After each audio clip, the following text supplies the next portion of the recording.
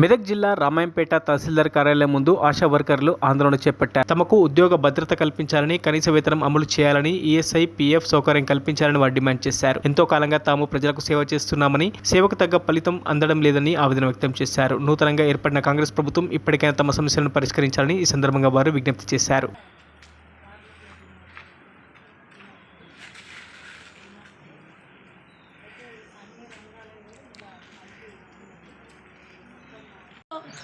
దేశవ్యాప్తంగా కార్మికుల డిమాండ్ ఉంది కాబట్టి మరి మెదక్ జిల్లా రామాయంపేట మండలంలో ఎంఆర్ఓ ఆఫీస్ దగ్గర వినతి పత్రం ఇవ్వడం అనేది జరుగుతుంది.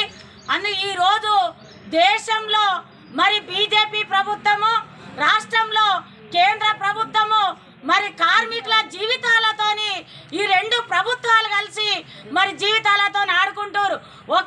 ఒక సైడ్ ఏమో మరి ధరలు పెరిగిపోతున్నాయి, జీతాలు మాత్రము పెరగడం లేదు. ఒక్కొక్క రంగంలో మరి 5-6 నెలల నుంచి కూడా జీతాలు రాకపోతే మరి కార్మికులు ఎట్లా బ్రతికేదని చెప్పి మేము డిమాండ్ చేస్తున్నాము.